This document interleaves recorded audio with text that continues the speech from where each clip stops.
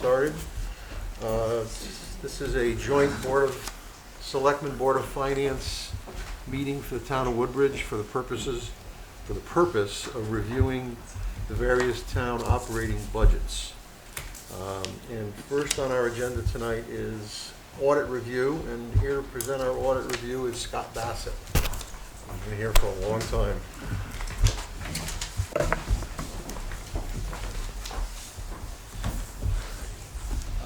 Good evening. For the record, my name is Scott Bassett. I'm a partner with RSM, and RSM is an independent certified public accounting firm, and we conducted the audit for the town of Woodbridge for the year ended June 30th, 2022. I handed out a quick handout just to kind of go through some of the highlights that happened during the year, but I always start off the presentation. The financial conditions both here at the town and the Board of Ed, and what was ready for us when we came to audit was everything that we needed was ready, organized, and well put together. We always appreciate that. Matt mentioned I've been here a long time. When we started, we probably had like 6 GASBs, 7 GASBs as we're going through. There's now 101. So the job for the town of Woodbridge, or whether you're Miami-Dade County, it's very, very, very complex as you go through an audit. In addition to the regular audit this year, the town underwent a federal single audit, which they hadn't done in some time due to some of the COVID funding that you received. So the finance staff had a federal single audit to go through. We had some new grants and things, and in addition to that, we had a heavy lift with the new accounting standard having to do with leases. So a lot going on this year, but I'll walk you through the quick highlights of the statements and open it up to any questions that you may have. So our scope is to come in and audit the financial statements and give an opinion stating that the statements are materially correct. And the town received a clean, unmodified opinion on the financial statements in the current year, which would be expected and no change from previous years. We have some required communications that I have to report to you folks acting as the audit committee.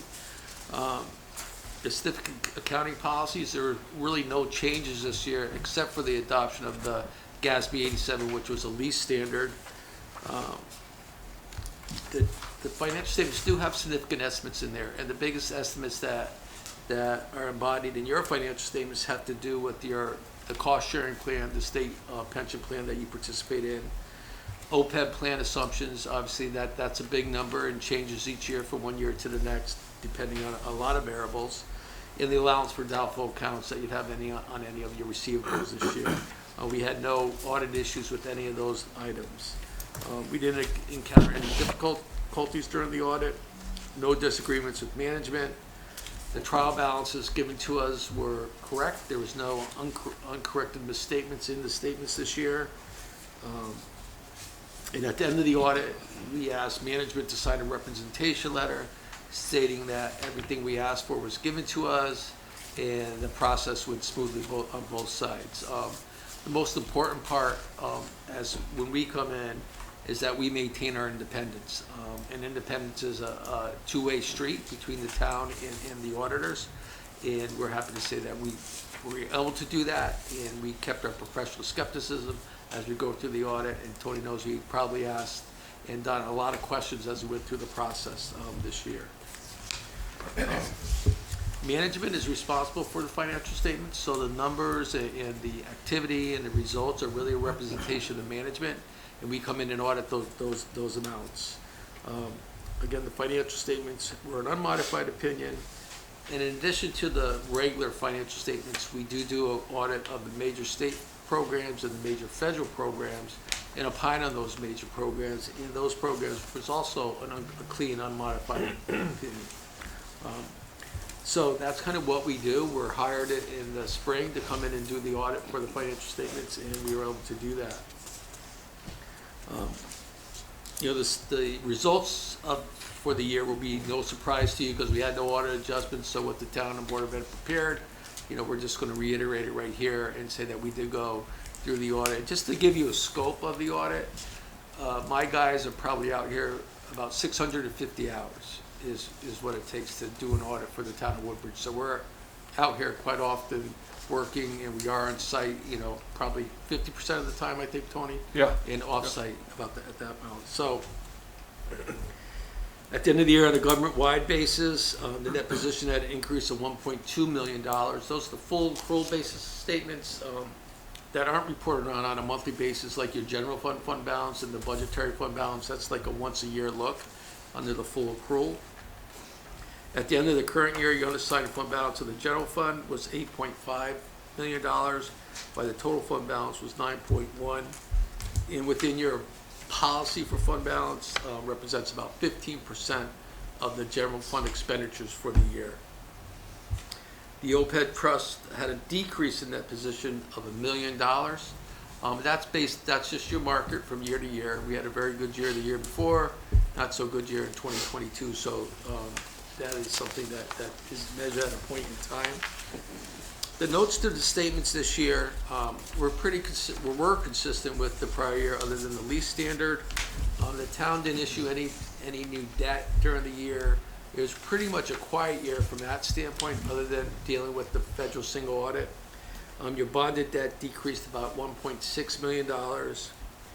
The net pension liability, that's a function of from the state, and your share of that decreased by $6 million in the current year. So that's a factor of a number of things.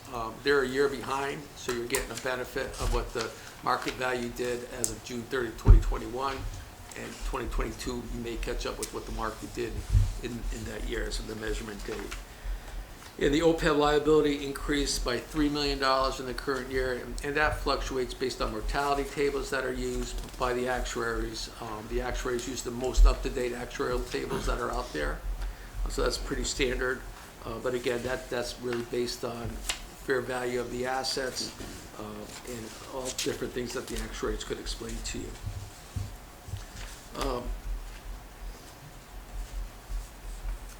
From a budgetary standpoint, revenues exceeded budget by $359,000, and the actual expenditures were under budget by $424,000. So you had positive activity within the statements this year. Federal awards were $1.1 million. That's what you spent in the current year related to small portion with the Board of Ed, but mainly driven by some of the COVID money, whether it be ESSERS or the ARPA money that came in. And the state awards were very consistent with the prior year of $1.4 million. In addition to looking at the numbers, we also take a look at internal controls within your departments. And although we don't opine on those internal controls, we certainly have to look at them under government auditing standards. And if there was a deficiency, whether it be a control deficiency, a significant deficiency, or material weakness, we would report that to you as the audit committee. And there were no items necessary to report that came to our attention during the course of the audit. So overall, the audit went very well. As I said, the numbers were consistent with your expectations. And there was a lot of extra work that we all had to do this year with the new GASB standard and a couple other things. So that's my report. I don't think I missed anything that I wanted to touch on, but if there's any questions, I certainly can try to answer them for you. I had a quick question about OpEB, and Yep. and you partially answered it when Okay. you went through this. But the liability increase, is that encompass all the town's liability and the Woodbridge Board of Ed Yes, together? it's all Okay. together, right. So you did change mortality tables this year.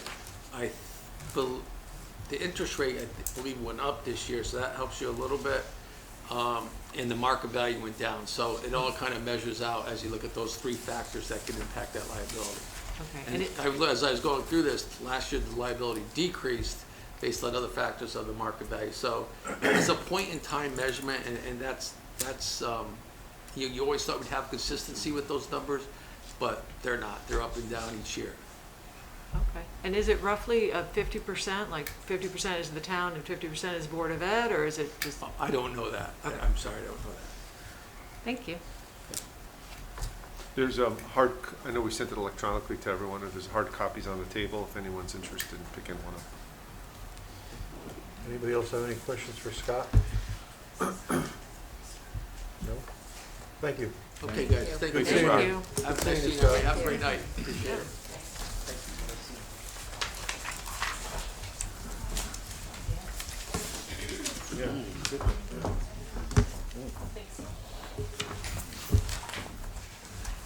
Okay, the first department is, tonight is the Woodbridge Board of Ed.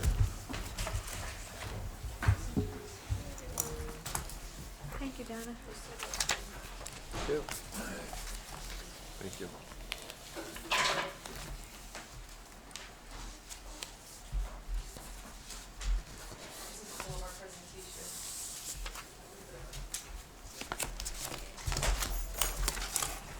You want the lights down when you're ready? Would that help you? Just need to get it to show Yep. up here, Do it till you're. otherwise we'll be sleeping. There you go.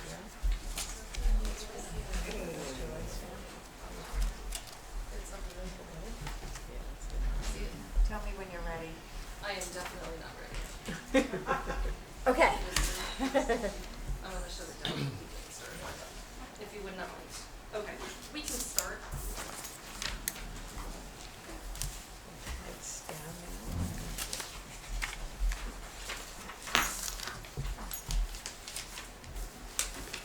Alrighty then.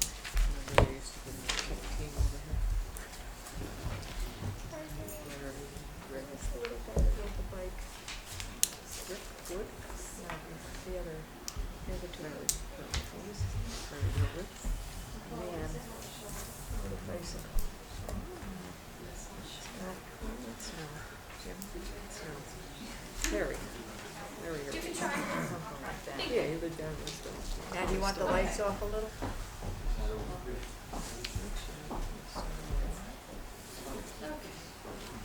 I give up. So, good evening. I'm Vonda Tenza. I'm the new superintendent, and Donna Coonan, our director of business services, is here, and Lisa Sherman, our principal of Beecher Road School and current IT support, is here trying to get our slideshow to project. I'd like to thank the joint boards of Selectmen and Finance as we share the Board of Education's proposed budget for the 23-24 school year. And I'd like to acknowledge that board chair, President Lynn Piazzik, and Vice Chair Maria McDonough are here as well in support of the budget. So before we begin, I just want to say that this budget proposal from the board had a great deal of input from the administrative team, the leadership team, the previous interim superintendent Christine Syriac, the Board of Education at their December 19th meeting was able to, thank you Lisa, listen to the budget presentation, and they began on January 4th giving their thoughts. They submitted a great deal of questions that we went through and responded to them as well. You might be wondering, as a new superintendent who's been here 1 month, do I understand this budget and support it? Do I think it's the right work? And I want you to know that I do support this budget. I've analyzed it. I've had many, many conversations with Donna and the leadership team and the rationale behind it. I've read the documents and studied the numbers. My 35th year, I've been working with budgets a long time, and I do believe that what is in this budget is necessary for sustaining and moving Beecher Road School forward in our district. I think that our school system in this district is a huge economic driver for you. So, I'm not going to go through all of these. This is here for your reference, and we'll make sure that it's posted on our website as well. But the fact is that our mission, vision, and our belief system is embedded in this presentation, and one of the pieces that's at the bottom of this is that fiscal responsibility is a foundational tenet of our school system. And we do believe throughout this presentation you will see some reinstatements and of positions and reallocation of funds in an effort for us to be fiscally responsible. So we are repurposing some funds to try to make decisions that are best for us and our town. The budget also reflects the strategic plans that the district has begun. They began working on these prior to my arrival. I also want you to know that I've reviewed these strategic goals, and I've met with the consultant that worked previously with the district, talked with the subcommittees. I also support these strategic goals. We have every intention of moving forward with them. They are solid, and they have a variety of entry points for people in the community and the school to jump in on and move that work forward. I also would like to give credit that the artwork you see in here is artwork that can be seen in our building. The guiding principles remain the same in terms of, providing that high education quality and looking for efficiencies and respecting the taxpayer. The drivers that are here are drivers that are in most cases in every single educational budget in Connecticut.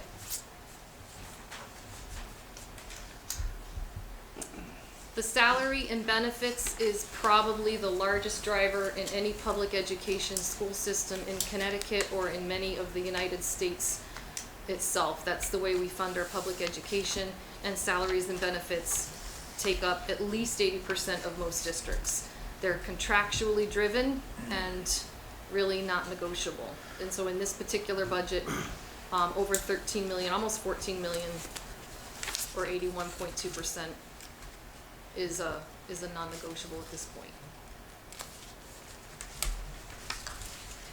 The next slide, one of our drivers we talked about is natural gas, and I know the town is aware as we went together, and when our natural gas contract expired, we ended up having to lock into a rate that's more current with the market and, more than double what we have been paying.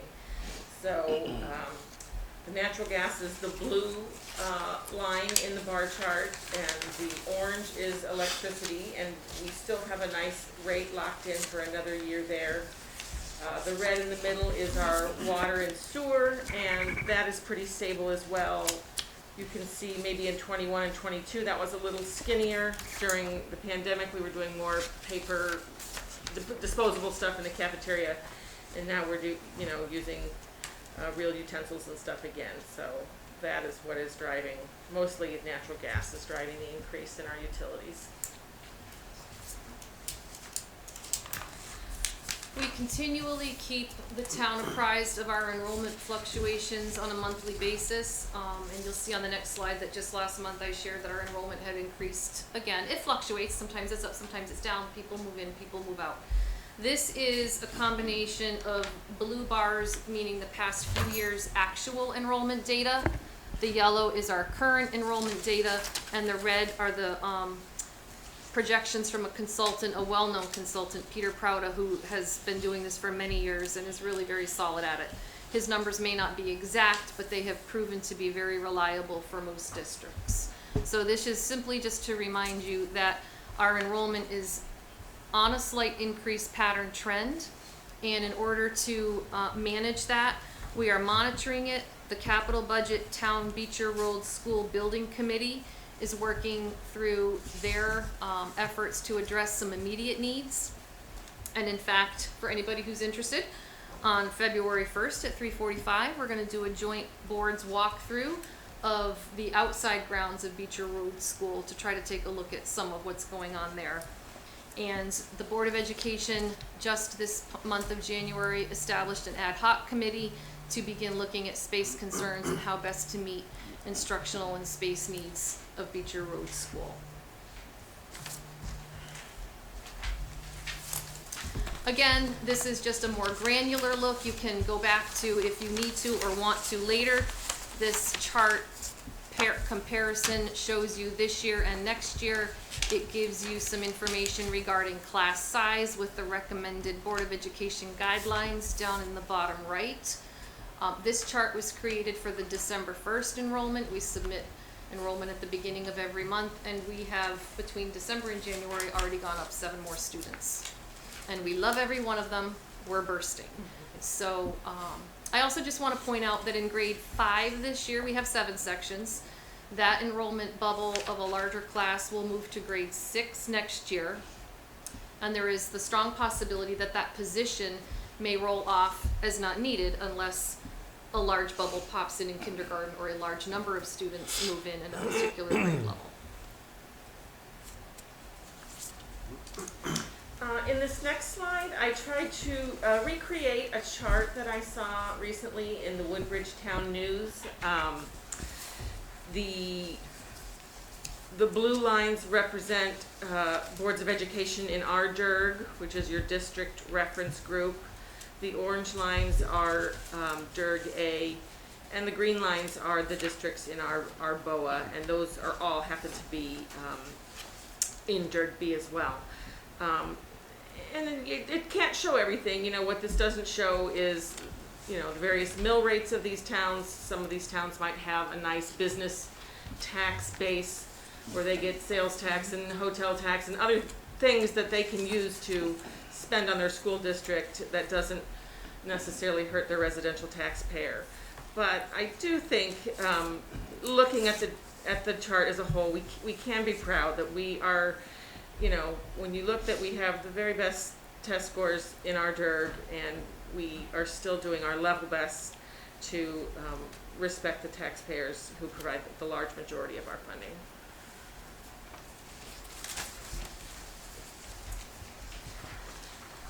One of the drivers in our budget is also in just about every budget in Connecticut, and that is special education and related costs. Just last week, the state of Connecticut, on a meeting call with superintendents, announced that they are convening a task force of sorts to study the patterns of increased special education identification, to try to figure out what strategies they can recommend that we use to take a look at that, because they're recognizing the impact. In the meantime, what we have in front of us are rising numbers of special education students, rising types of needs, consequent rising numbers of the need to hire special education teachers, and ultimately our request for some additional administration to help manage some of that and free up administration to make some more pertinent decisions. We do have 2 staff in this upcoming budget that will remain for next year. The positions, again, we don't talk people because they certainly you know, do have some seniority rights over other people, but 2 positions that will continue in next year's budget that are placed in the ARP ESSER grant, which expires at the end of next year. So at the end of next year, those funds which are in a grant will expire. So those positions will either need to be absorbed into the operating budget, or perhaps through attrition or an increase, or maybe not used. And it sounds like a simple decision, but that simple decision requires us to use data to inform our decisions. Do we need those positions? We have to look at the services that are provided and the student gains. And that simple decision requires manpower and time, and that is something, again, you're gonna see a theme of throughout this presentation is we need a little more manpower so that we have a little more time to make the most fiscally responsible decisions that we can. And that's an important one. We need to be able to reevaluate our current structure of program offerings in special education over the next 12 to 18 months. That takes time and expertise. We have it. We have the expertise. Our director of special services is extremely talented, as is all of our administrators. Hasn't taken me long to see that, but they need some additional support in order to be able to look and see what's going on so that they can make better decisions with the resources that we have. We do have a director of special services that does all of our PPTs, and that's quite time consuming as well as our numbers increase. And we also have a state mandate for professional learning and training for our TAs or paraeducators. That is a wonderful thing. We want them. They want to learn. We want to teach them. It takes time and funds and really administrators to do that work. What's a PPT? A PPT is a parent placement team for a student that might have an individualized educational plan, and the PPT is the abbreviation that we use to label the team that needs to make those decisions. It's never just one person's decision. This is just another slide that's there to support that. You know, in a nutshell, in the year 22-23, which is now, we're living it, the Director of Special Services is projecting, based on our numbers of students that are coming in with new referrals, that we will do approximately 95 new referrals. 33 are done. Each referral requires time and paperwork and expertise of several people. Evaluations, if the child qualifies for special services, we've completed 57, there's 170. You can see the math, but basically this is just a little bit more data to show you that we are looking at some large numbers as our towns across the state. This is not new. Okay, driver number 5, we're talking about reallocating some resources and trying to increase efficiencies. This is really a 10-year look back at our staffing, but we're just going to focus on the change between the current year that we're in and what we're proposing in this budget, which is the last 2 columns that are in black. And I'll just kind of walk through the changes. We are requesting to go up 1 FTE of a certified administrator, a total of 1.2 certified teachers, and that comes from a 0.5 of a multi-language learning teacher, the restoration of a 1.0 STEAM teacher, and a reduction of 0.3 for 2 part-time teachers that had some grant funding that is sunsetting, and so we're going to move them back down to their previous FTEs. And we are proposing that we reduce our paraeducators by 4.0s. These are vacant positions that we have been unable to fill this year. This is a similar story throughout the nation. You know, education is well, the labor market in general is hard, and it is hard for some of these types of positions particularly. So the sum total of those staffing changes is a net decrease of 1.8 FTEs in this FY24 budget we're proposing. Then we went way back, just for fun, because we haven't been here very long. So we went back 19 years to just look at some history to be able to show you that our enrollment has kind of dipped over years and is now shooting back up. And that the bars represent teachers, students, and then teachers and support staff. The green line down at the bottom is administrators. What some of you may not realize, which is kind of interesting, is, you know, part of this budget is asking for an additional assistant principal for support. And if you look back, when the enrollment numbers were close-ish to where we are now, there was a 6th administrator. It was a curriculum person and did a lot of curriculum support. So in a way, you could say that that is simply another piece that existed that we're looking now based on need to bring back. We thought we'd give you a visual of, you know, what is new. And again, we look at these as reinstatements, but they could be looked at as new. So we're just going to present them as new. The multilingual teacher that you'll see some data on the next page was full-time for many years. It was a 1.0 position. It went down in 2021 to part-time at 5/10 of a position. And we are looking to restore that to full-time to help address some learning gaps and promote growth and student achievement. Our numbers indicate that that is definitely needed. We are looking at reinstituting a STEAM teacher that's in the science, mathematics, and arts fields. And that position was also eliminated in 21-22. This person is going to address lots of interest in STEAM for students and create assured experiences in technology, science, and makerspace for students, as well as to really build that foundation so that when students head to the secondary level of middle school and high school, they have a foundation of STEAM that includes the 21st century skills and aligned with them. The third piece that's new, again, existed many years ago, is an additional assistant principal. We have one principal, one assistant principal, and a director of special services for a very large school. And it's just not enough. This person that we're looking to position on our staff would spend approximately 50% of time with special education and 50% of their time with general education, doing all of the things that an assistant principal would do. Evaluate staff, conduct PPTs and 504s, help develop and monitor curriculum implementation, and support program implementation. And this person also would then free up the director of special services to do some of that program analysis that we need, as well as some of the leadership at the, at the building level. So this again is simply for your reference. This is the data behind the existence of the multi-language full-time position for years.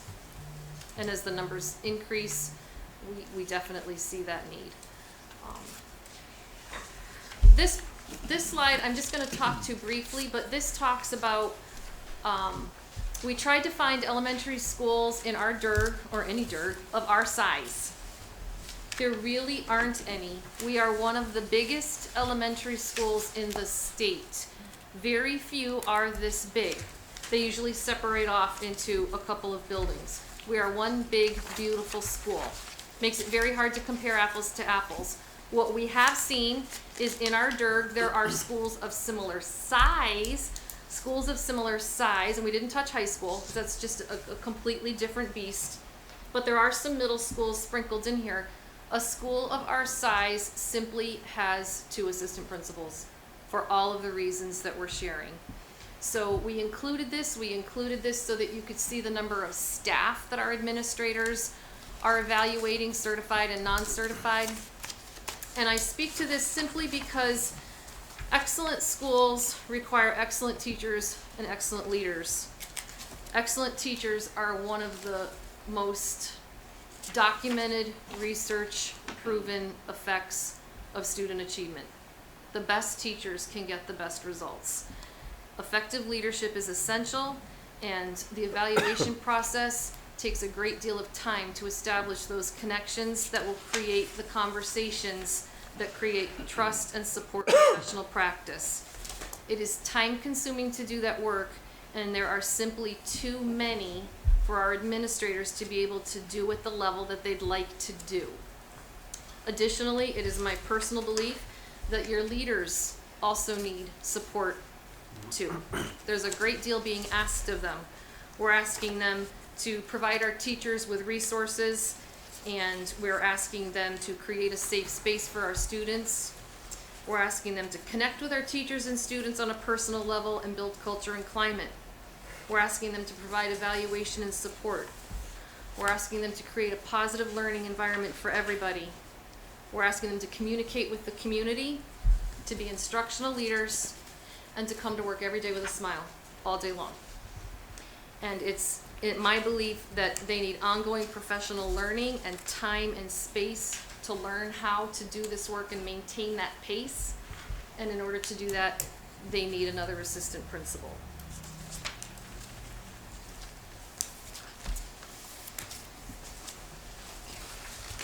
In our efforts to reallocate resources, I wanted to explain that. We talked as a group, and we believe that we have currently 7 unfilled paraeducator positions, also called TAs or teacher assistants. The state is moving towards the term paraeducators, so that's the term I'm going to try to model with you. We have 7 that are unfilled, and they've been unfilled. We contracted with an outside service to fill 2 of those positions with behavioral trained technicians of a sort. So 2 of those positions are filled. That leaves 5 unfilled. So we are looking to reduce 4 of those unfilled positions. It's not people, to reallocate those funds. It's roughly about $142,000 of salaries, payroll, taxes, and MRF that we would be able to reallocate towards the 3 additional positions that we're talking about, the half-time increase of multi-language, the STEAM, and the assistant principal. So we are saying that we can find that money to put towards it. We believe that this is important because Increasing an assistant principal will help us not only allow the workforce to recover, but also allow us to have the capacity to examine our own programming and our own structures and scheduling. Are there ways that we can more efficiently schedule our students so that maybe it's not a teacher seeing one student at a time, but maybe 2 or 3? If we can align schedules and look at individualized education programs, we might be able to reduce some of the 33 special education pairs that we have and free them up to join in some regular education support. We believe that through careful program analysis over the next 18 to 24 months, we will be able to take some of our current existing paraeducators and shift them around to better meet the needs of our students. We do need time and support to be able to do that.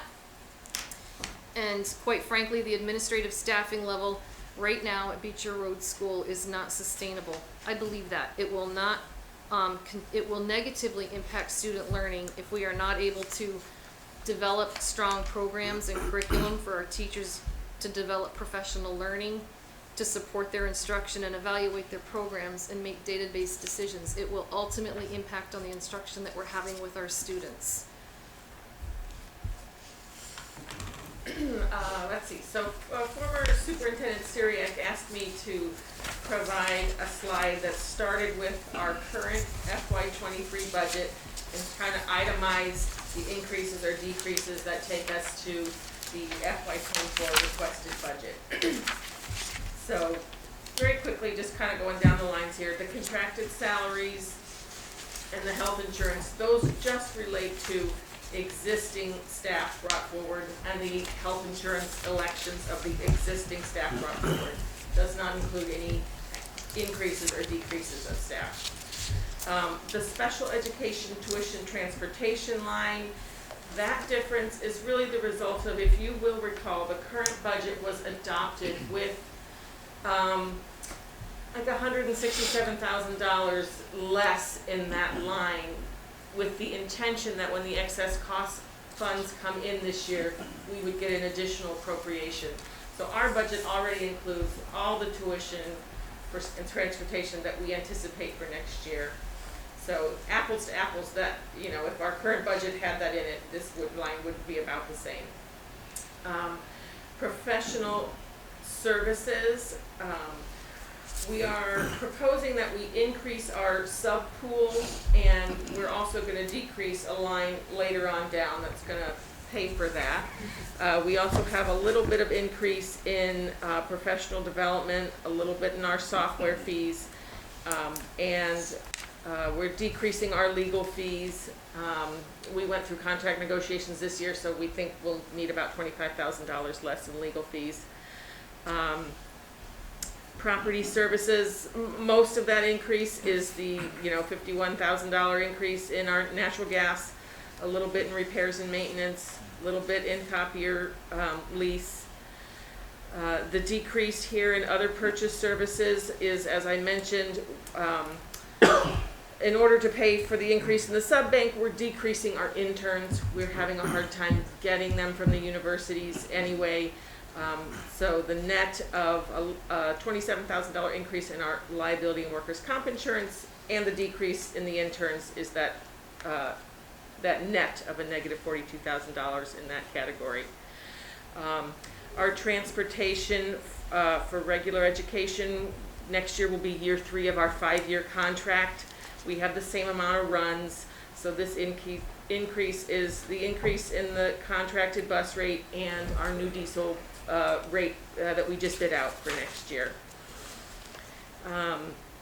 The next line is office, nursing, instructional supplies. Most of this relates to the fact that our supplies were frozen in 2022, and the budget was kind of adopted this year to reflect that freeze.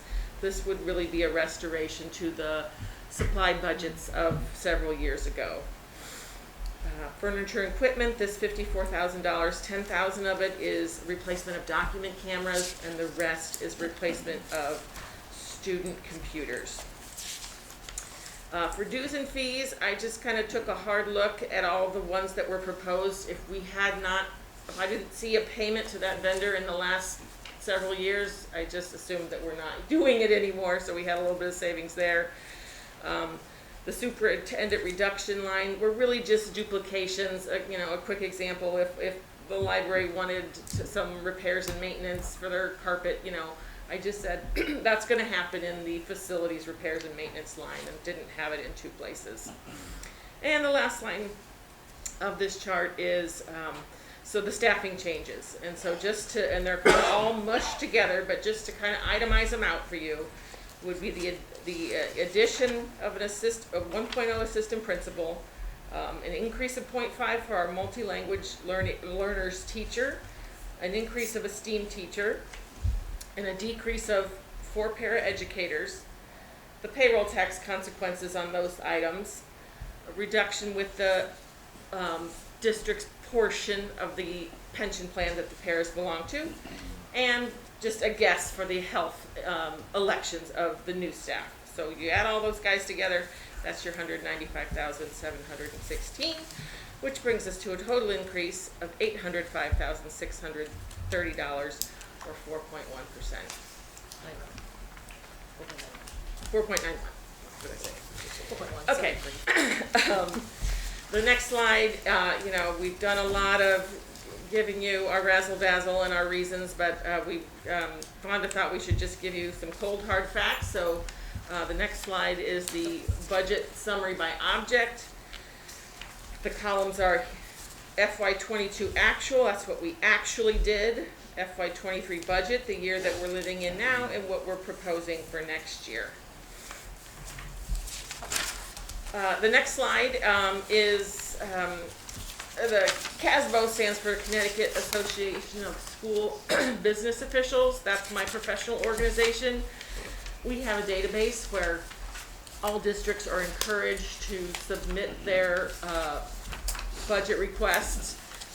We're very early, so not a lot of them have come in yet, but the ones that have come in, I have listed out here for you, and the DERG, which they are associated with, just for a little point of reference. I'm running out of That's talking. okay, we're gonna be done. Yeah. The next slide is the grant revenue that we can be. It's not all grants. Some of it is you know, fees, tuition. I think the thing to note here is, with the exception of ARP-ESSER, all our COVID funds will be sunsetted this year. We do have 2 employees in ARP-ESSER next year. That we mentioned prior. Yep.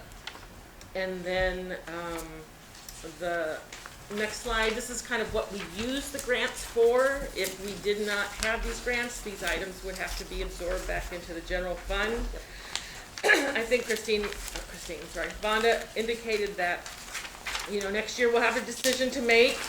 Can these ARP-ESSER positions, can they go into another grant, or, you know, perhaps will we need them, will there be retirements? One nice thing that came out of the teacher contract this year, starting in May, if a teacher's gonna retire, they'll have to let us know. So we'll have that knowledge kind of ahead of time, whereas now we don't know if we'll be expecting any retirements or not. So that will help with that decision.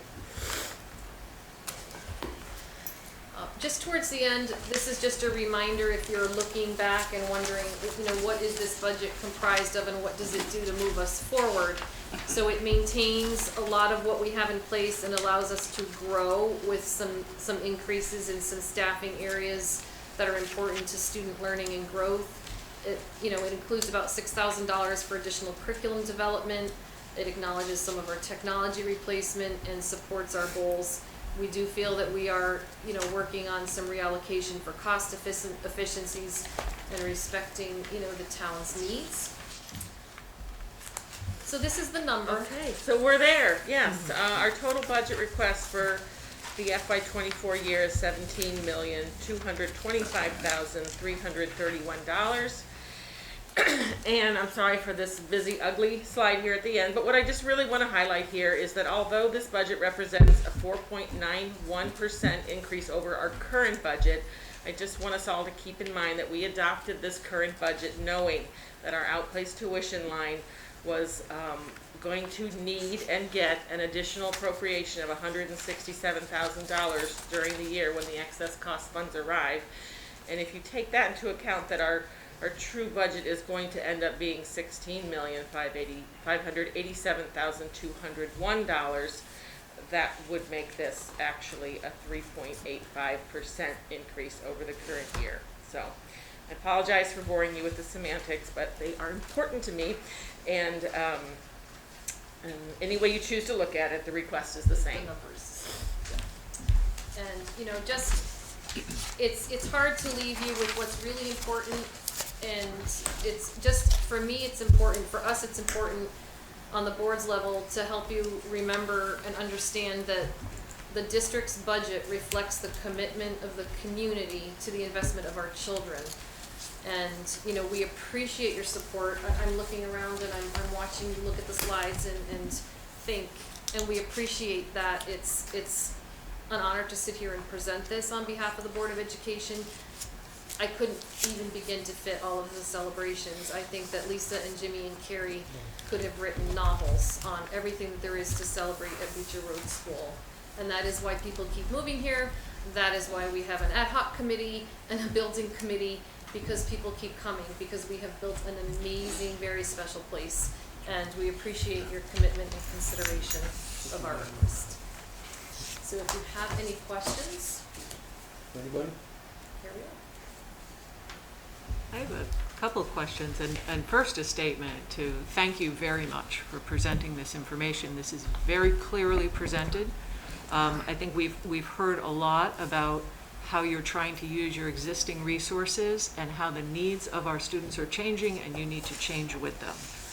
So obviously adding another administrator, I think you made a very good case here tonight. I think I understand a little bit more of what you're planning to do there. And I have never, I know that Christine Syriac mentioned she had never in her history, and I have never in my 35 years, neither one of us collectively together, that's about 70 years of experience, never until this point felt the need to add an administrator. Right. So a couple of things that I wanted to mention to see if you've already looked into them, could look into them, et cetera. You gave us a list of some other districts and the way they're situated in terms of what staff does what. I wondered if you had had an opportunity to talk with our other BOA districts about the possibility of sharing services.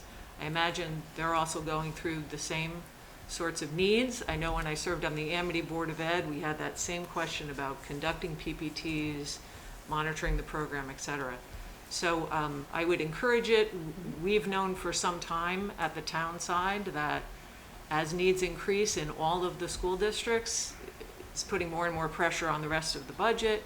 But if there is a way to do any kind of shared services, obviously we're not merging districts tomorrow, so but sharing services and exploring that further.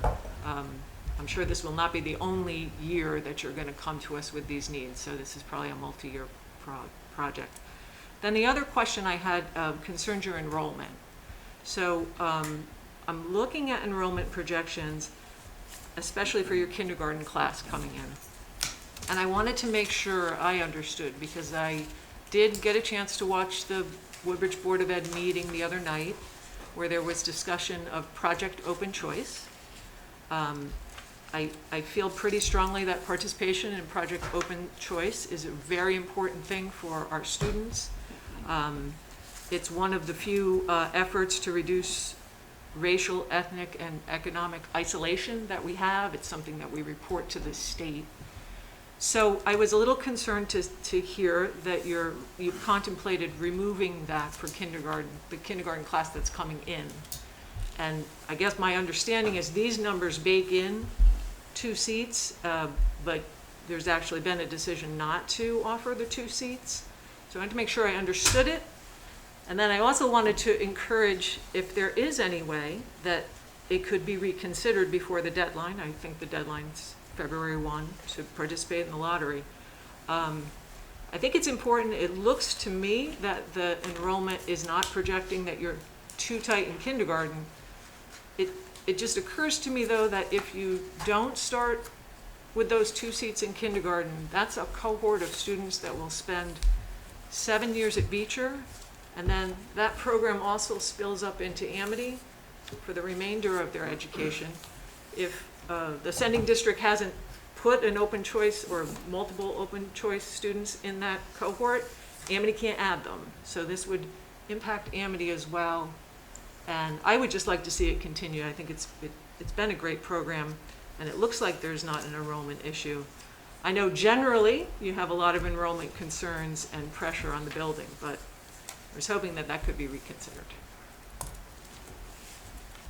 And I just want to be clear, thank you for that.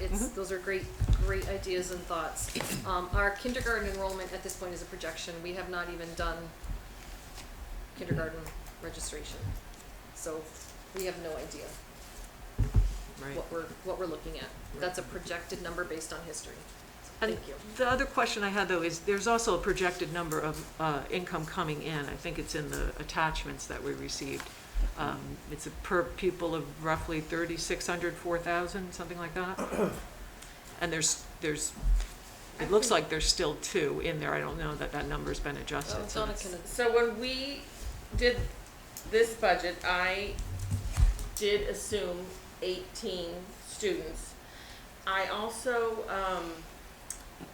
you're always conservative with your revenues. And so we actually got probably between 4,300 per student. I only guessed 4,000 per student. So there's a couple $1,000 difference there. Also in that same line, where we apply those funds is in transportation. I think our diesel bid came in a little better than I was guessing at the time. So all things considered, I think it's pretty much a wash, even if we don't have the 2 students, but I do appreciate that you zeroed in on that because, yeah. That is where we will feel it. Well, and I guess I'm not sure I understood the conversation at the Woodbridge Board of Ed, and I know this is right, this is our budget. wholly a Board of Ed issue and not the administration. So I know we have Board of Ed members here, so I want to acknowledge that you're here. I think there was some discussion of the open choice program costing money as well, and a concern that the town might not want to fund it. I'll tell you that personally I believe it's an important program, and I'm happy to fund it. So I hope that it's not a financial concern. Maybe someone can explain to me what that concern is. And I know that there's always an enrollment and a space concern, but I'm hoping that this can be looked at again. I don't know if others have opinions about that. I'd be really interested to hear. Well, again, I would look at that piece of the conversation as a conversation that would need to be had with the Board of Education. Impact on the budget, I feel like Donna has addressed. If there's other questions about that, we'd be happy to address budget impact on anything. On a different note, if I can, thank you again. I know it's always hard to come in midstream. They've made it very easy. Thank you. You all have. And I think I applaud. I know it was a difficult decision for Christine and you to add an administrator, but I think you did a good job of explaining it. And I think maybe for those out there listening, maybe just explain how long a PPT takes for those people who have no idea what it is. So they may not understand how time-consuming it is. So that's a great question, and there's different types of PPT, so it might be that it's the parent's first experience coming to learn whether their child might qualify for services or not. Those meetings might be a little bit longer depending on the conversation.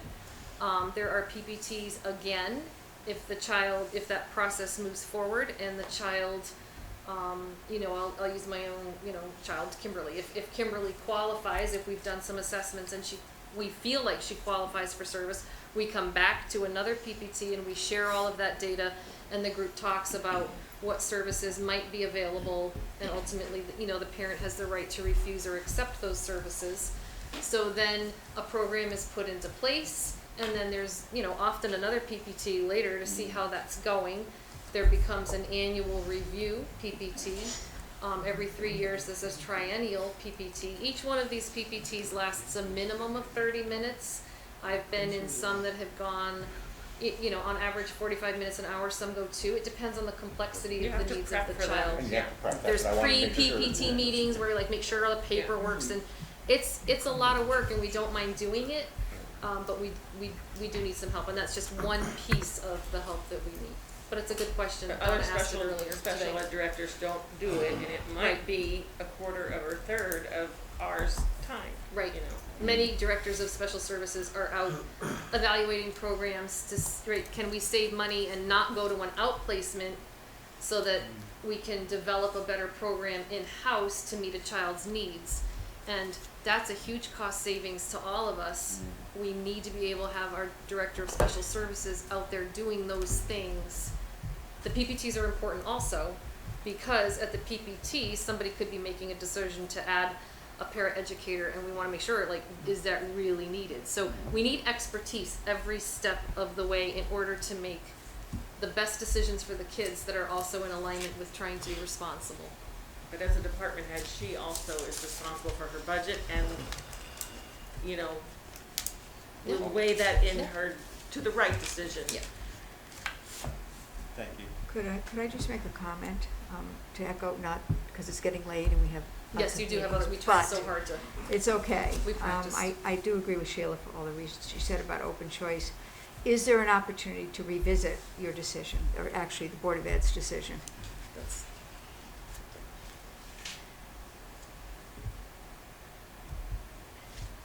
I guess I would ask the Board of Ed, Chair, someone, are you going to revisit it, or is it decided 100%? We don't have a meeting scheduled to revisit So it's that decided already that we'll at not, this two less time, students? But we are having, some conversations with, the open choice, We have a- coordinators. Correct. we have a Right. meeting scheduled next week. with them. Okay, Next week. okay, Yeah. okay. Can you let us know a little bit more about what's driving the decision? Because I don't feel like I'm informed about why we're doing that.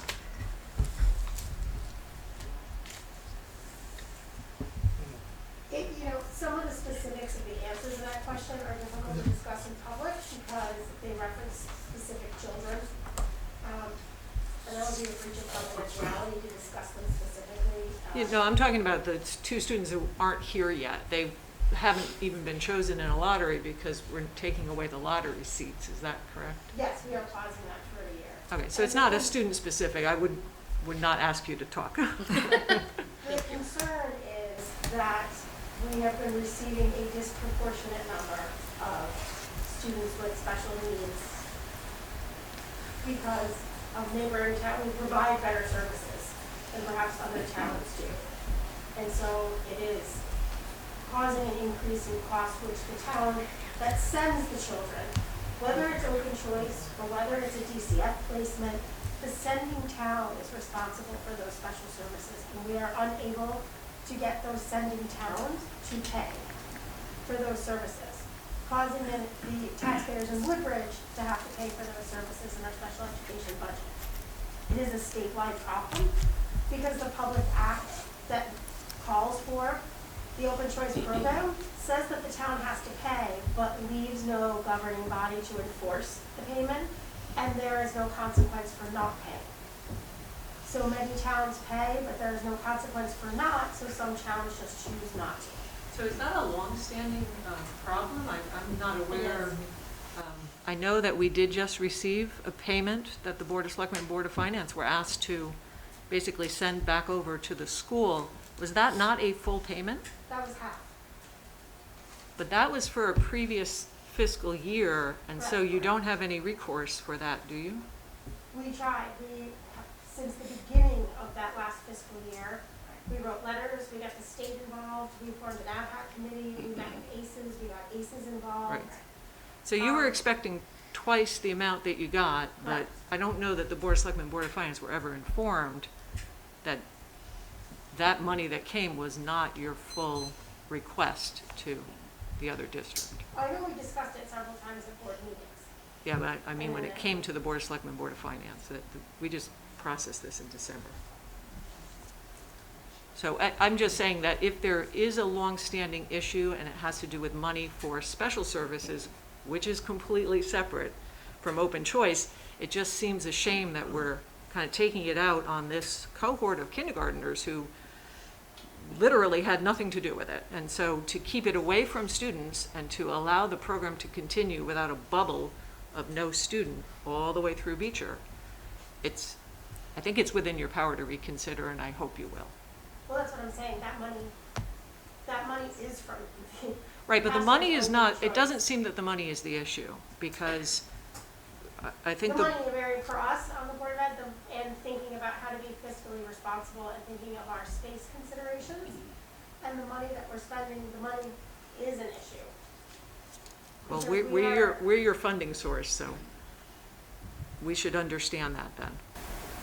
we want to make sure we're taking care of the children that are here in Woodbridge, and if I could take care of every child in the state of Connecticut, I would, but we can't But it's, ask if the sending towns would reimburse us for that special education, for those funds that we expend on those students, I think this would be a much different conversation.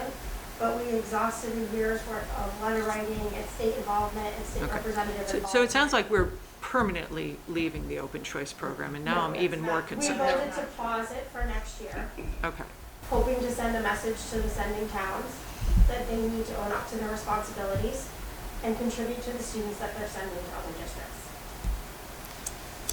okay. Again, I just would like it to be reconsidered. Thank you. And if I can ask another question on the budget, and I think you addressed it a little bit, but I want to make it a little clearer to the townsfolk that are listening.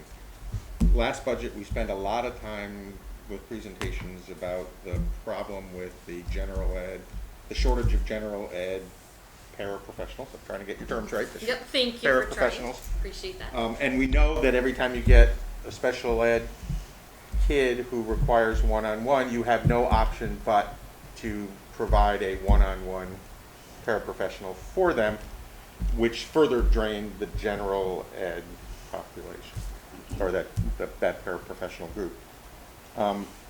I understand, because we've been part of this discussion, that hiring them has been problematic, so keeping it open is problematic. But I just want to sort of understand, because one of the things I think I heard you say, because I was just going to say what's going on there, but then I think I heard you say, and I want to clarify, that you want to re-examine, and I'm probably saying this wrong, but you want to re-examine the allocation of paraprofessionals in the special ed cohort, and perhaps we'll be able to, again, move some back. Free some up. That is So correct. that is. That is correct. Okay. That is our hope. Okay, great, thank you. I just want to make that Yep. clear, because people who are listening last year are going, wait, what happened? Right, right. And it seemed, okay, Our belief is that if we look at the current research and look at our current configuration and look at the current IEPs and do a careful analysis of them and looking at the student needs, we might be able to group and strategize and maybe release some hours and add some coverage differently. Remember, with the ultimate goal of we have to give the child what they need at that time and build a gradual independence. So there are ways for us to start to look at in appropriate situations, how can we back off, pair support a little bit, service other kids in the room maybe pair the child up so it's not one-on-one all the time. It depends on the individual child and the Right. needs, but we do believe that with some more careful oversight and expertise, we absolutely can reallocate some people. and again, that requires the additional It administrator to requires- free up some time to be able to. For the director of special services to use her expertise in conjunction with the administrator's expertise on, they know these kids, they know their needs, they know the teachers, they just need the time to be able to really look and think, and hence having somebody else do some of those PPTs so that person can go out and look at the programming and see what's happening. Yep. And then two, sorry, I'm taking more time, but two more quick questions, one of which I was a little surprised to see you're projecting lower costs for electricity. You did say that that you were locked in for a year. I wish I was locked in for a year, but if you can explain a little bit why Yeah. you were expecting a little less electricity this year. Well, I looked at our last 6 years of usage, and so it's not really expecting less than we've used, but the budget was a little higher Okay. than what the usage was, so Great. that's what it is. And we are a beautiful little 7.3 cents per kilowatt or something right now, which I know Can I everybody, plug we into all you? wish to have at home. And we have that maybe through another year and a quarter, I think, so. And then one last thing, because each month you've been discussing the MRF running a little higher than usual. And you explained why, because again, for people to understand, if I get it correct, is that you're sort of making an estimation of what it's going to be at the time of the budget, and then you actually hear what it is. And so it was running a little higher, but it wasn't as bad because you weren't able to hire paraprofessionals. Can you just explain in the projected budget how you might be correcting for that? Yeah, in the current budget, you know, I have built in the model something that shows all the MRFable, you know, payroll pieces, all the employees that pay into that, and multiply it by the district's contribution, which they have given us a letter telling us it's going to be, you know, 18.202% next year. Now, they do sometimes come back a little later with another letter telling us it's a little bit more different, but the best information that we have now, I feel confident that I have identified all the pieces that need to be multiplied by that factor. Great, thank you. I knew you would have an answer, but I just wanted to get it on the record. Thank you. I just have one request. This seems to be a hot topic. Do you mind explaining what people that don't know what open choice is? What is open choice?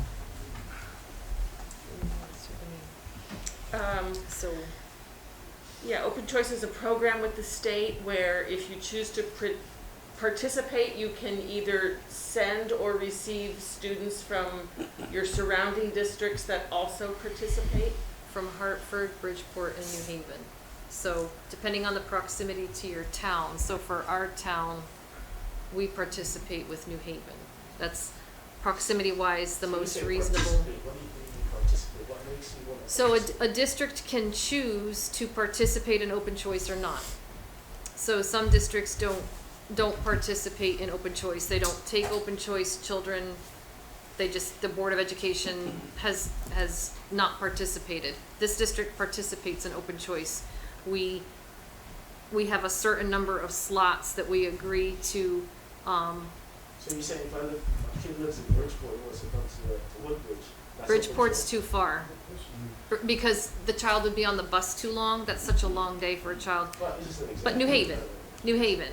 If you were interested in your child's coming, you would put your child in a lottery, your child's name in a lottery, and they, pick however many slots are open. We start them at the youngest level possible, kindergarten, and they go up through with us, and then they go on, if they choose to, in our system for as long as they wish to. If they move out of New Haven, they no longer have that ability. They do have to step out of our system. And that's what you said, it's a legacy thing, right? That proves a problem in the end, like Amity? Yeah, so it's traditionally been that you want a couple per grade so that it enriches the experience of the students in our district to have some diversity. So if you don't do it in kindergarten, it's not really fair to the student to throw them in fourth grade or something like that. Yeah. Friends are established. It's a little bit harder on a kid. Thanks, that's what Okay, thank you very much. Thank you very much. Before you go, sorry, I just had two quick questions. You were talking about the increasing enrollment and finding ways to create space. My understanding is that school is pretty much full. I was wondering how you are planning to do that. We are planning to have an ad hoc committee who's going to brainstorm and look at the previous building study that was done, I think, was it 2001 maybe? I can't remember. It was a while ago. We're going to look at that and see how our needs have changed, and the ad hoc committee is going to have representatives from a variety of boards. And we are going to come up with some ideas that we will then, I believe, probably by the fall, have an architect step in and start to assess the feasibility. And I was also looking at the class size. Hasn't changed much from last year, but from previous years, this has certainly gone down. Are those class sizes written in stone? Are they mandated, or are they subject to flexibility? it's recommended, and the Board of Education has recommended guidelines down in that corner. They're recommended. We try to stay within them. Thank you. Yep. Thank you for your thoughtful questions. Thank you. Thank you. Sorry,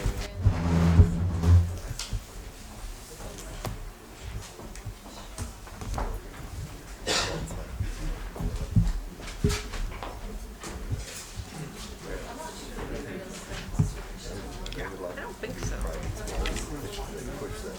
Yeah. Tony, do you know if anyone needs the projector? No. Yeah. You can No, I shut don't think so. Yeah. Shut it off.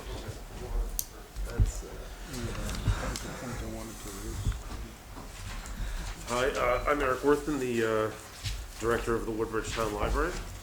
I'm here representing myself, the library, and the Library Commission, including Tom Chernow, our chair, who is back there supporting us tonight. Just an overview of our budget request. Our fiscal year 24 proposed budget request is $854,866, which is an increase of about 3.5%, or $29,000 from last year's budget. More than 2/3 of this increase is us requesting the reversal of some of the budget cuts that had come last year. First, I'd like to give a little background. Obviously, we, like probably everyone else in town, have had a rough few years, kind of a crazy few years. We were closed entirely for a couple of months, and then we were closed to the public for about a year when we developed curbside service and found ways to serve the public while not being open to the public. We slowly expanded our hours starting in the spring of 2021, and by about a year ago, we were back open fully, and now we are generally back to normal. Our circulation has returned to normal, basically what it was approximately in 2019. Our door count has returned to normal. We have all of our regular programs back, including story times, crafts, annual programs, music and movies, and all the fun kind of programs that we've had over the last decades. And of course, we are always working on new initiatives. Coming up soon, we have a jigsaw puzzle competition program, which is, I think, fully booked already. But we're also doing some bigger programs. We are starting right around now a 1,000 Books Before Kindergarten program, which is a program meant to spur literacy in kids. So basically, obviously, it is to get kids to read 1,000 books before kindergarten, and different levels, 200, 400, whatever, you get a little prize. And we have a mural that was just painted in the library of a tree, which is very beautiful. You should all look at it. And kids would be able to put on, when they get to the 1,000 books, they'll be able to put something on the tree, like an apple or a bird or something. And we're also in the middle of a project to start a library of things, which will be sort of a collection of non-traditional objects that people in the community can take out from the library.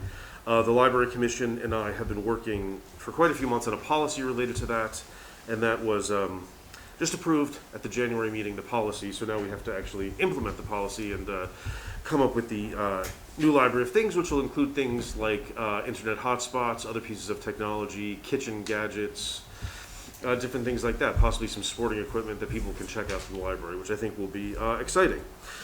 To go back to the budget,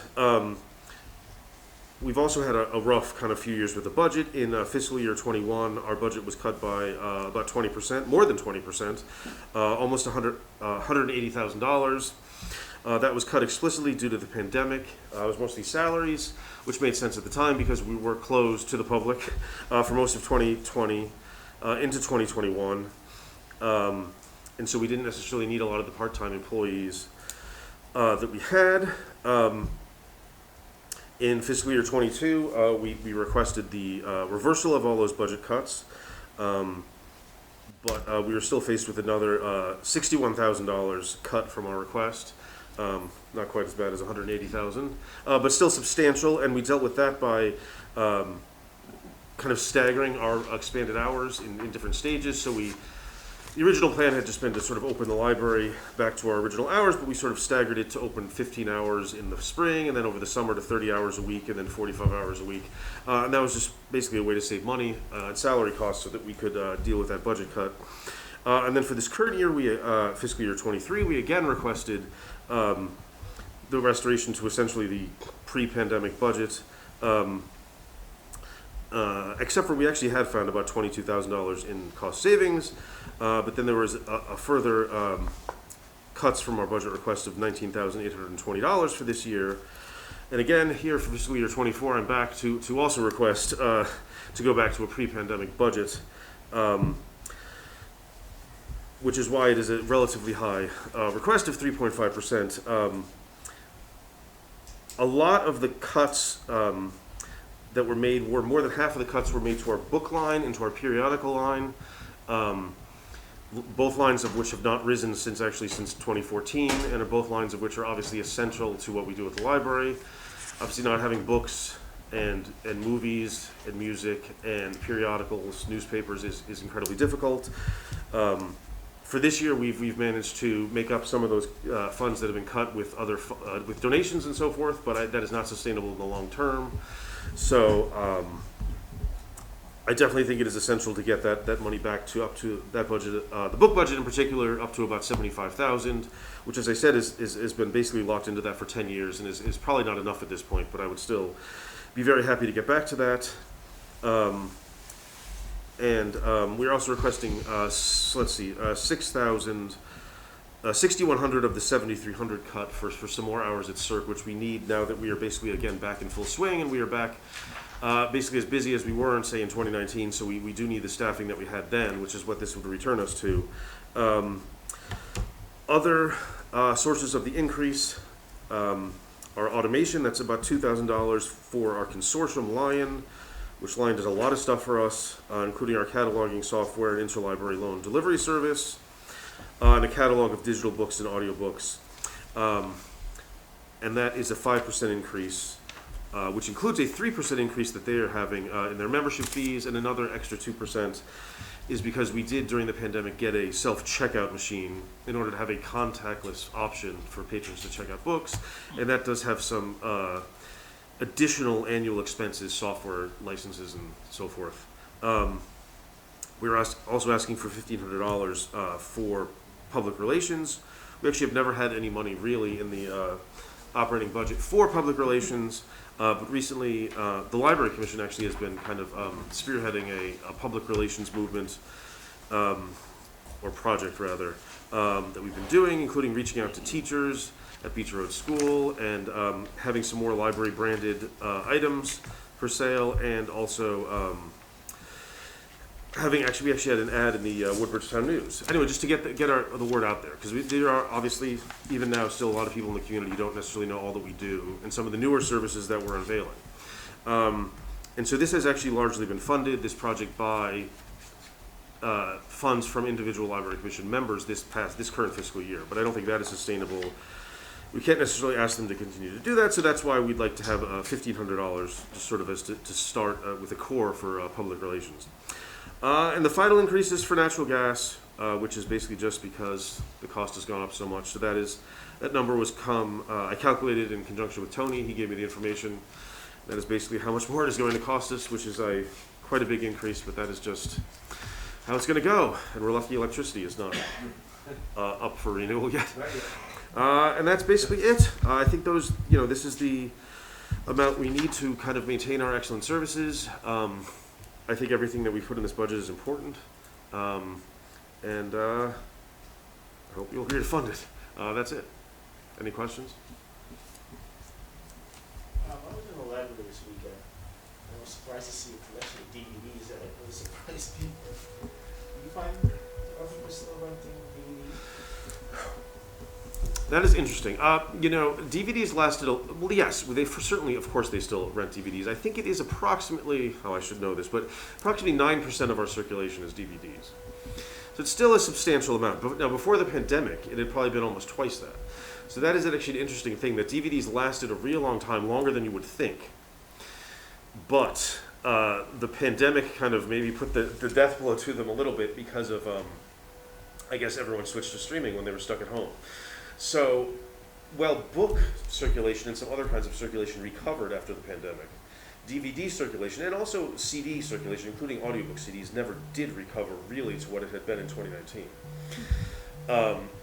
However, that has been more than made up by digital circulation, which did spike downloadable audiobooks, ebooks, things like that, streaming movies that we offer from our website. That spiked enough to kind of make up for all of that, which is why our circulation is generally, though it is in different areas, it is actually pretty much similar to what it was in 2019. So DVDs it is going down, and I think in 5 years I can definitely imagine that collection will be removed. But as of now, people are still taking them out, so we'll keep doing it.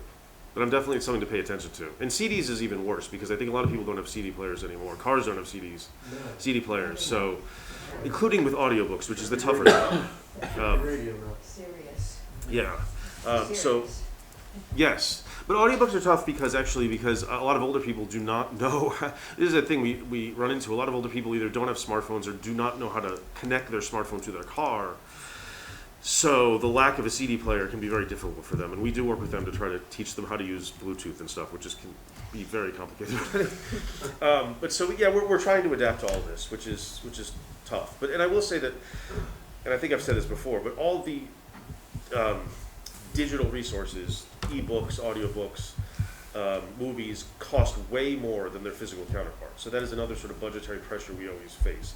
An ebook probably costs 5 times what a physical book costs. So that is a huge pressure that we are facing on our budget, and every library in the country is facing it. So yeah. Okay, any other questions? Okay, thank you. Thanks a lot. Next is the Conservation Commission.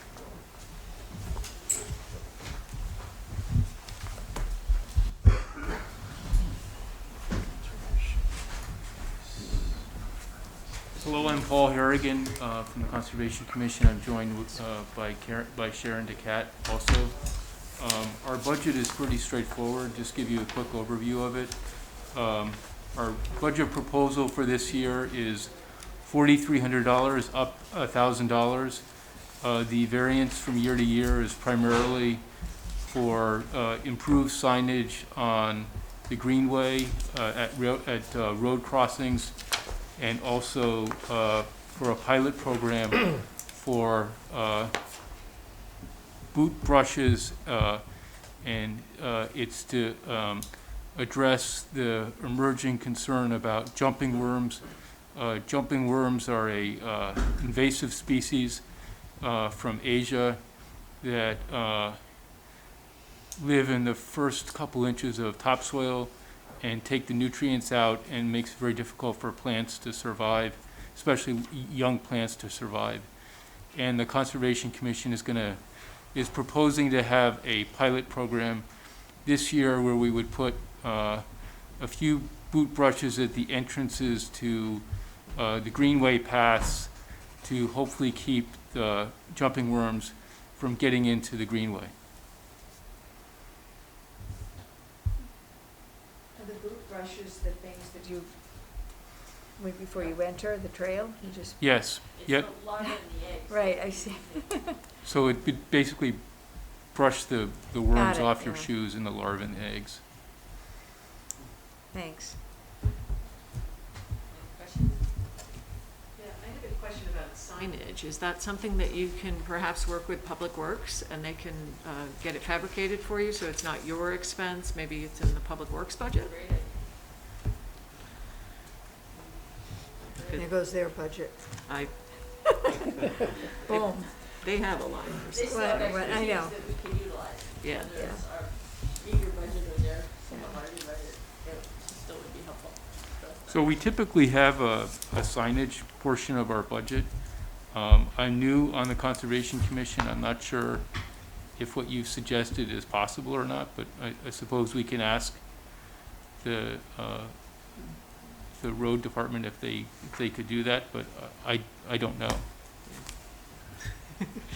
They're going like that to each other. Good timing. Just a thought. Okay, anything else on everybody? Actually, some comment. Go ahead. So we've been working with Tim and Adam and myself to, at Tim's request, to put money in the budget for tree work on town-owned, trails on town-owned land. Because typically, the funding in Public Works is for trees, roadside trees, and it's typically stressed. And so in Adam's budget is funding $10,000 for tree work on trails. I don't know if you've all talked about that at your meetings or in We have detail. not, no. No, okay. That'd be great. Yeah. Yep. Okay, because Adam's following, you know, a few minutes, so I just thought I'd mention it. Yeah, okay. Okay, anybody else? All right, thank you very much. Thank you. Thank you. Thank you for coming. Who's doing economic development? Sure. Who? Oh. Economic development. Oh, okay.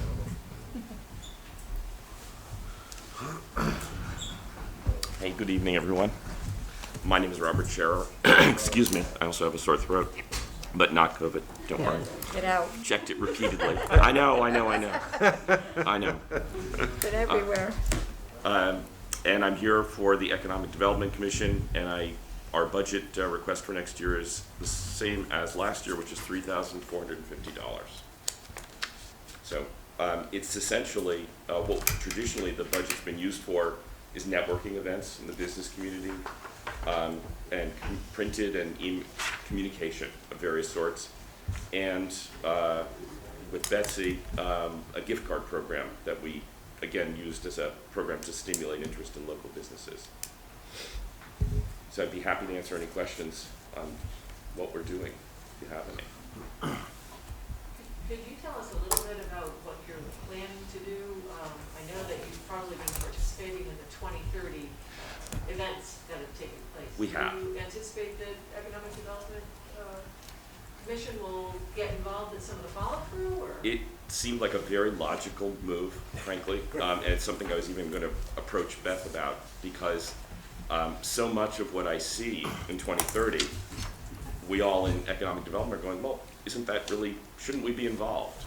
And we've got a lot of talented people who are eager to put out their effort for Woodbridge, so we'd be happy to work in some capacity with them, yes. I think we'd get a lot more bang for no buck working with them, you know, and being more people as a resource. So, yes, so most of the stuff we're interested in actually doesn't cost any money, you know, the way some things do. We're more interested in figuring out ways to attract businesses to Woodbridge. An example that we're hoping to show the Board of Selectmen soon is a tax abatement program that we worked on. Just to have one so that we're not the only town in the area that doesn't, which is where we are now. Okay, so maybe more to come. Yes, definitely. See you Monday night, Great. 2030. Okay. Okay. Thank you. Thank you very Thanks, much. Robert. Have a good night. Okay, now, building maintenance. I believe that is Brad. Parsons. Good evening, everybody.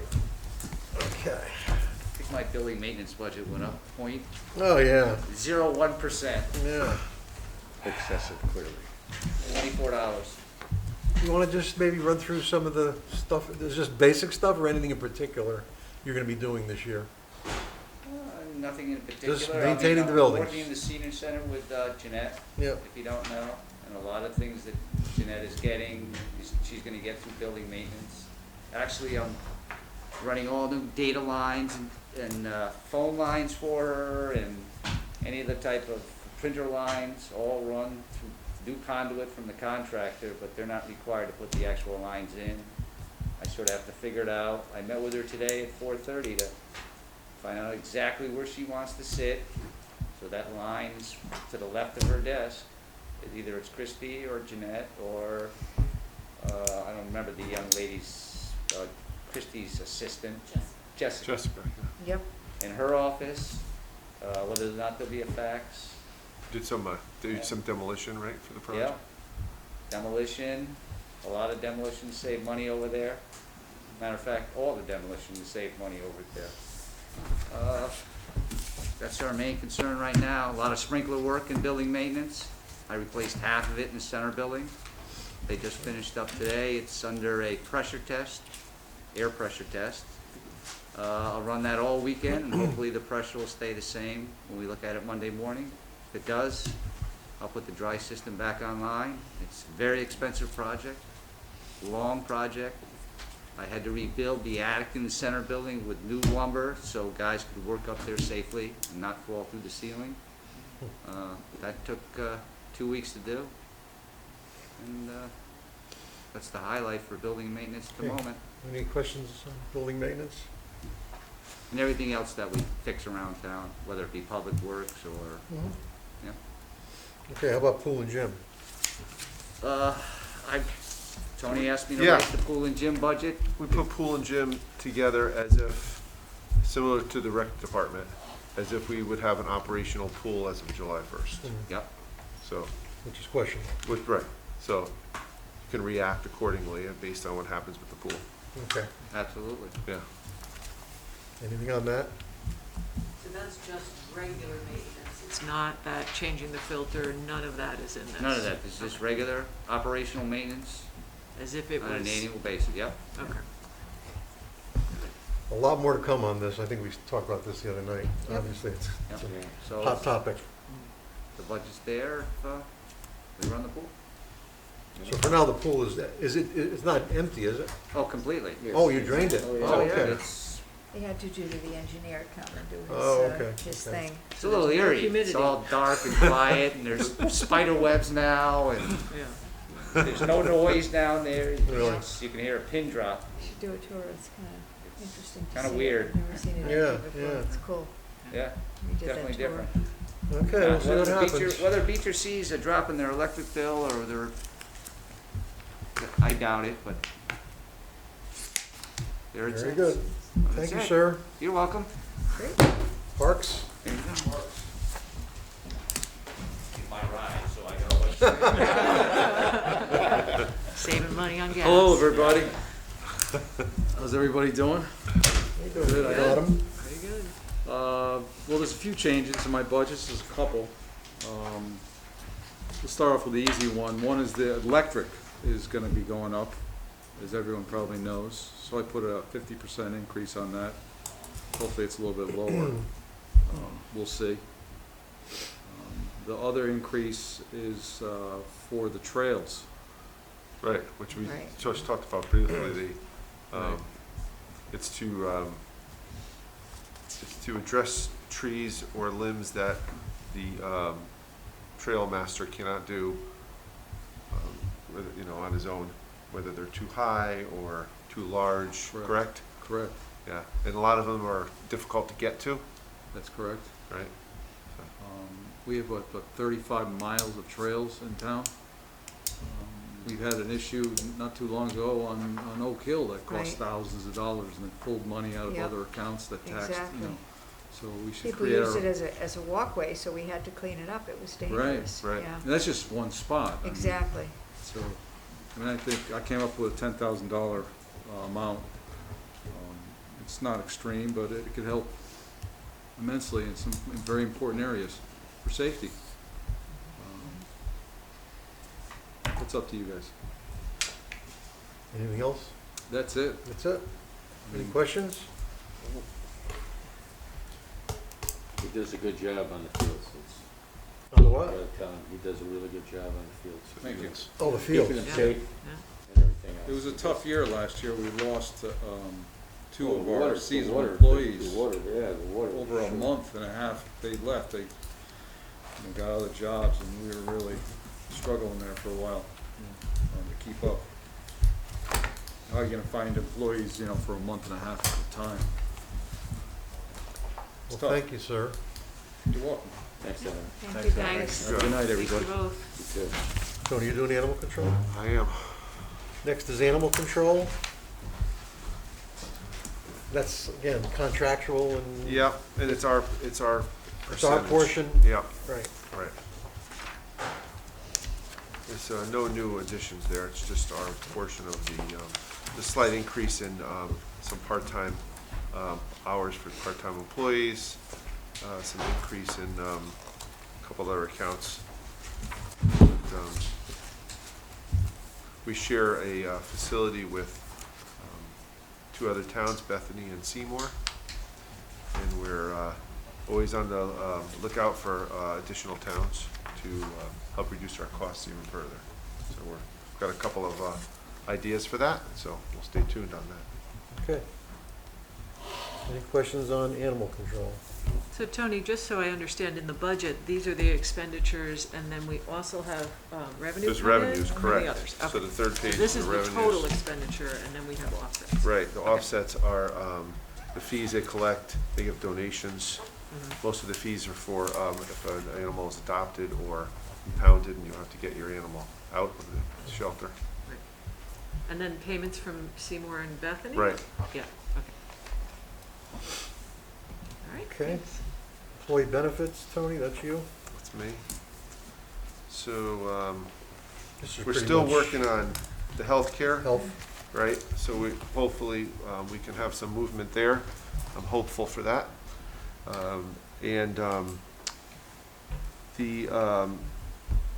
Because of the increase, the cost of living increases are not in the budget. Neither are the benefits costs related to those those amounts. So Mhm. where you see increases in FICA and Medicare, Medicare, right. is largely because the police department asked for a new position, additional overtime in police, additional part-time hours in the library, additional part-time hours requested in recreation. Those are sort of what are driving those increases, some of those extra costs, if that makes sense. Mhm. Same thing with the some of the retirement. Mhm. The retirement, there's two factors to the retirement. There's the salary and then the percentage you have to contribute as a portion of that salary. Where our pension is through the Municipal Employees Retirement Fund, which is a state run retirement, defined benefit retirement for municipal employees. It was mentioned, the Board of Education mentioned it as well. And so that's our percentage for that, our contributions for that plan. The state controls that. It's been very difficult to control the benefit levels in those pensions because it's also driven by state statute, and the state doesn't spend any money on it because it's all municipal. So there's not a real incentive to control those costs. A lot of the smaller towns that are in MERS are trying to lobby the state to help with those costs on that pension to help reduce them. And so, you know, we're working to do that.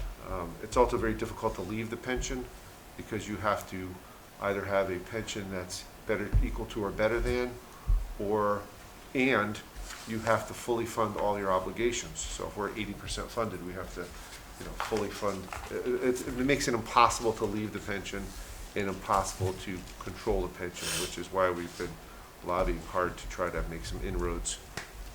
So. The health questions? insurance. I Pardon? just got a quick question on the Yeah, health sure, insurance. yeah. Well, do we pay the entire rate on the health insurance for every employee who's retired, or is there a partial payment? from For the retired? retirees? Yeah. No, retirees are paid entirely by the town. Full health and. Correct. Okay. Yeah, but the, we also eliminated retiree health care as of a certain date.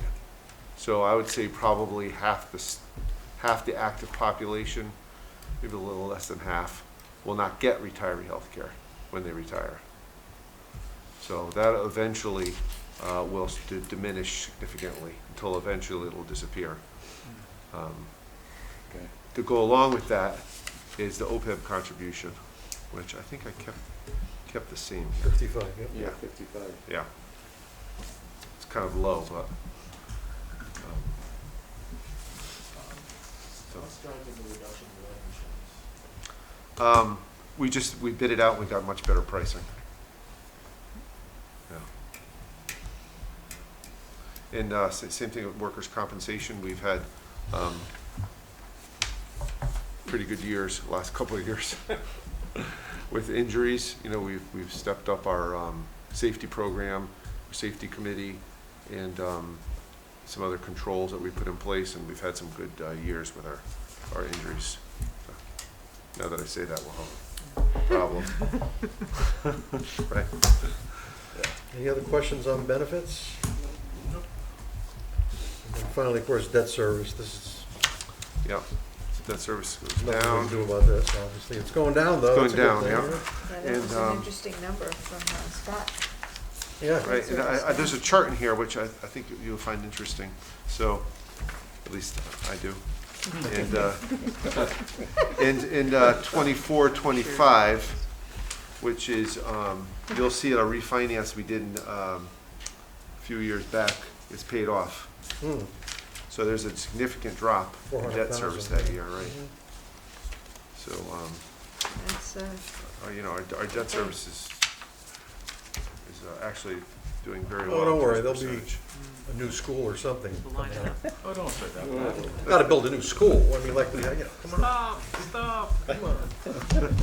So Tony, the. Didn't you get that gist, Paul? Did you get that little hint over there? La. Tears. So Tony, in the Amity overlapping debt is, I'm looking in the software here, and it's separate, it's under the Amity line, is that right? So the overlapping debt is paid for out of the Amity's budget. Right. I just include it in the schedule so you get a picture of our entire debt. Yeah. That's our percentage of it. Yeah, because I will note that there was discussion at the Board of Finance in Orange a couple nights ago about their debt just dropping off, Oh, and yeah, no one Amity's- said anything like, but we're gonna add, you know. Well, so I always take that from their budget. What if they have any like possible ads? It drops off the table. You could see, you know, in 10 years it's, Yeah, you know, it does, but But that assumes they're not gonna add any new. right, And of course. I don't know where we're getting that assumption from, Yeah. so. But we'll talk to them on Tuesday. Right, we can ask them a question. Yeah. Any other questions? Okay. So Tuesday night, we have Amity coming in. That should be, that's always, they do a good presentation though. And they're down, they're only 2.93 and it will go down. And here we have Beecher, once again, clobbering us again, so we'll see about Beecher. I find it curious. I've worked obviously on a lot of education budgets. Superintendent's recommended budget, I have never seen Board of Ed increases. Never seen that. In all my years, I've never seen that, so we're gonna talk about that. Do we have a February date, or are we gonna try to conclude with the, assuming there's no snowstorm on the Yeah, 31st, no. right? Yeah, Okay, it doesn't we're rain good. if it doesn't snow next Tuesday, right? We're done. Yes. Yes. well, that's good. We'll make sure that happens. Yeah. Yeah, no snow. All right, good night, everybody.